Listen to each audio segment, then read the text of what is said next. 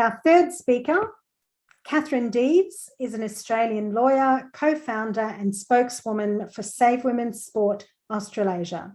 She lives on Gaia Margal country.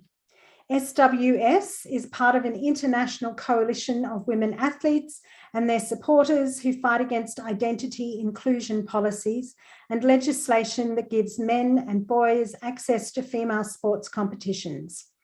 When she is not taking her 3 daughters to their numerous sporting activities, she speaks and writes publicly against gender identity ideology.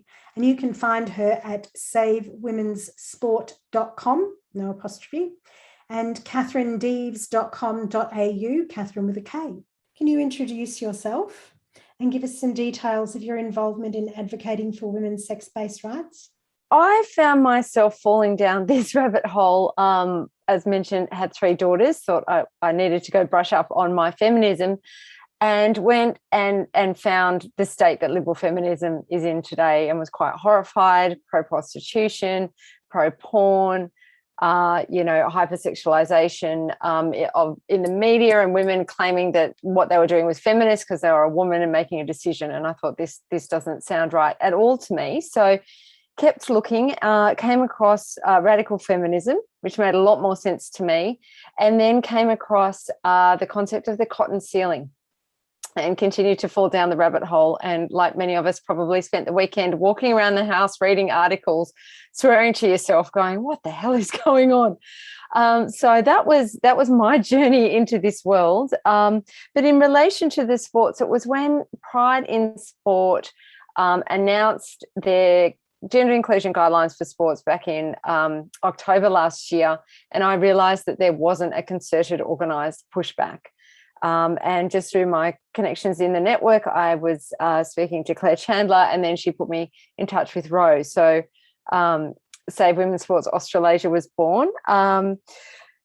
So I've always had a very strong sense of justice and fairness and a very low tolerance for nonsense. So when I see all these policies coming through that completely erase the concept of biological sex in favour of a special self-declared identity, and with my little girls who play 7 sports between them, and thinking that I'm going to be doing all this driving around and all this effort for them to get to a level where suddenly a boy might be able to just self-select into their competition the following week and smash them. So I said, it's just ludicrous. It's ridiculous. And we need to have a concerted effort in pushing back, and we need to shine a light on this. So that's how I joined the fight. What made you first realise transgenderism is a threat to women's rights?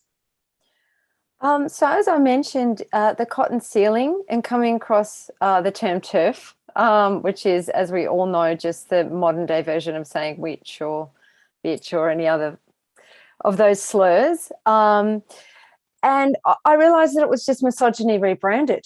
And this seemed to be a backlash to the progress that women had made over the decades and centuries. And this was just, misogyny rebranded. So I went looking into it from a legislative perspective because I'm a practicing lawyer, and I found that gender identity was already in our federal legislation, which is arguably unconstitutional because it doesn't have constitutional validity being there, because the way the legislation is set up, it's reliant on international treaties, and there's no international treaties that deal with gender identity as yet. So I was confused and asking questions because you've got gender identity there and sex, and there is an inherent conflict, and there hasn't been any case law yet, but it was looking like all the policies that I was coming across, all the publications, they were all favouring an interpretation that prioritised gender identity without considering at all the impact that would have on women. And then I came across some quite disturbing published articles in very reputable law journals where they were saying that they wanted to erase the concept of sex in law and policy. Now, I think we can all appreciate the dramatic impact, the catastrophic impact that has on women and children, because we know if the women aren't safe, children aren't safe.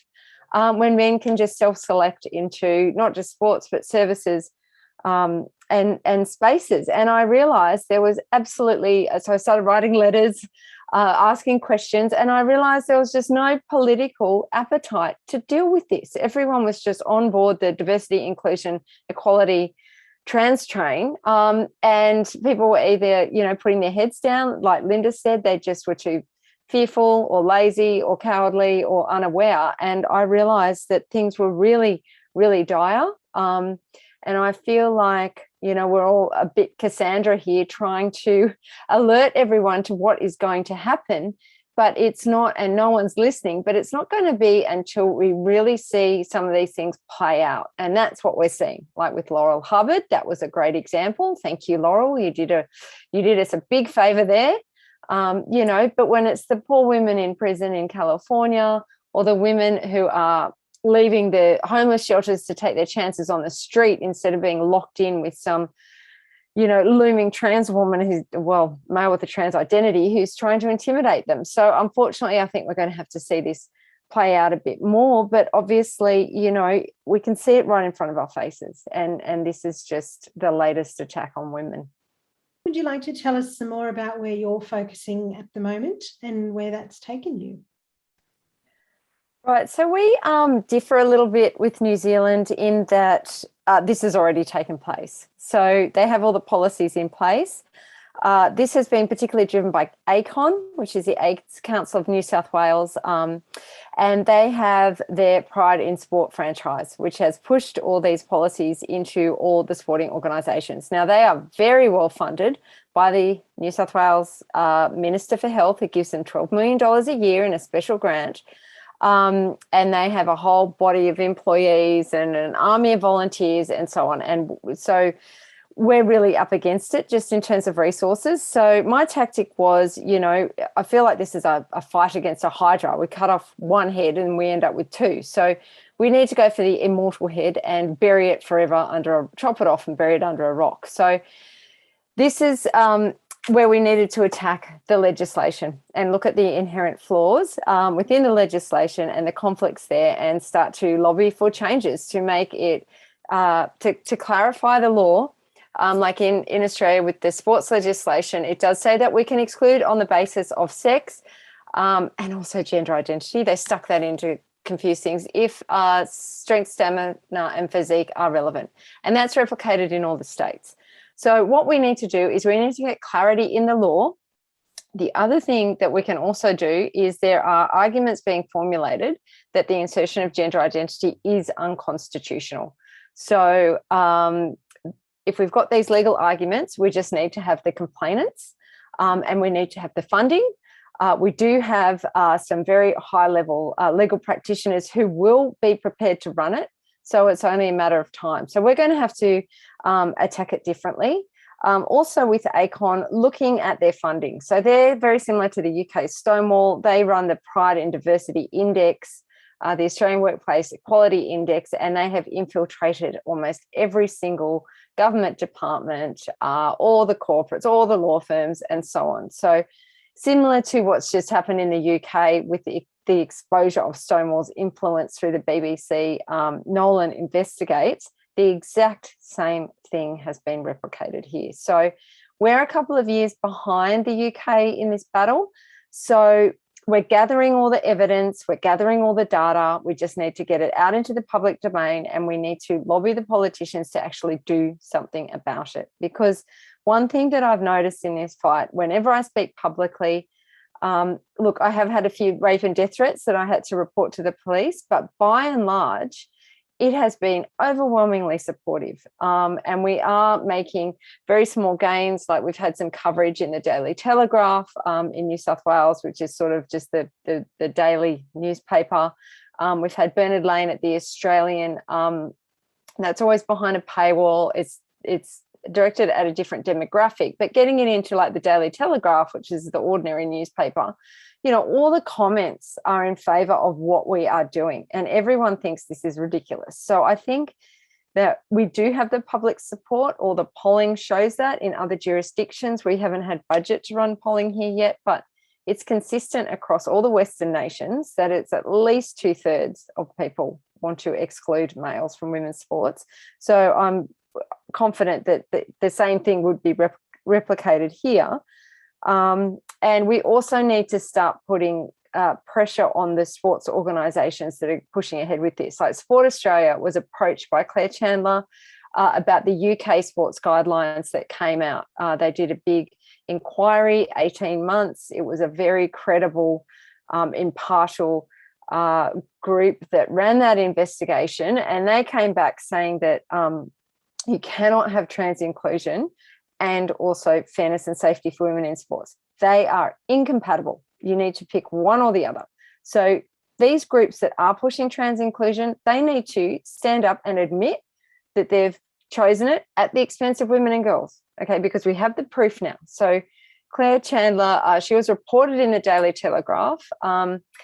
The Sport Australia was approached asking for what their opinion was on the UK guidelines, and they basically said they would only change the guidelines if the Act is changed. So for Australia, I think we need to see legislative change. So we're working really hard to lobby behind the scenes to make that happen. So we're taking a bit of a different tactic to the other nations just because we're a little bit on the back foot. Can I hear from you about the kind of opposition you faced and how this is personally impacting you? As I mentioned before, I've had a few rape and death threats, which I have reported to the police. Thank you very much if you're watching. But by and large, you know, we've been pretty lucky. We've had Bernard Lane. I'm regularly on Sky News. I occasionally get people giving me grief about that, about being on, you know, Murdoch's payroll. And I'm like, well, sure, why not? I'd love to have a check, you know, because of the amount of unpaid work that we do here. But I actually resigned from my law firm earlier in the year with the expectation of starting with a new law firm, and that didn't happen straight away because of lockdown. So I dedicated myself to this full time for quite a number of months. And to be honest, it didn't break me, but the severity of what was happening to women and the fact that, you know, you're so up against it. I was dreaming about it. I was waking up thinking about it. It can become very, very consuming. And I needed to find some balance. So I think personally it did take a bit of a toll. But I've started with this new law firm who are amazing. And I've had two, I don't quite understand why it's these two particular guys, but two gay males who seem to fancy themselves activists for gay rights, who've written sort of blog hit pieces on me. They don't seem to get a lot of traction.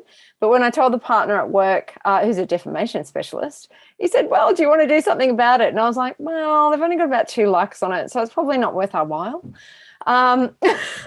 So I've had a little bit of that happen. And then I think now that I've got a bit more balance in my life with the law firm, and they let me spend time researching this and so on. So that's been really good. And I think, I don't know, like looking into all of this and doing all the research, it can be consuming because of the magnitude of it and how just obscene it is. Like say, for instance, with ACON, I noticed there's been some comments in the chat, you know, when we see government funding ACON, which is a charity for gay men, whoever made that comment, that is right, for HIV awareness and prevention, and yet they're going completely off the reservation with no oversight, with no, they're not accountable to anyone, and they're using funds which arguably improperly, because the funds were given to them for HIV awareness, and they're going off and doing all this infiltration of all these government departments. Like, you really do feel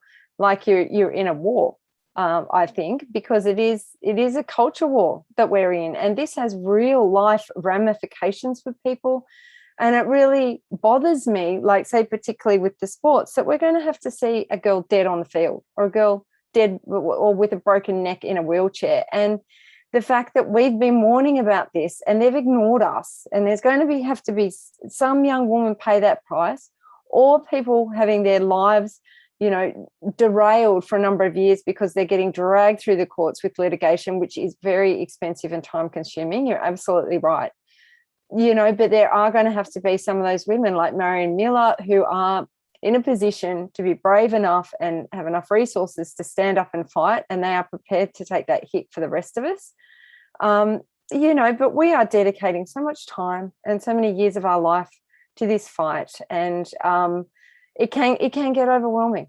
absolutely. But I also find that having people around me who aren't so invested in this argument, who are willing to listen to me, but who nevertheless believe in me, definitely helps. Women and men from all socioeconomic backgrounds, from all different parts of my life. And of course, just the women's movement itself, we all support each other.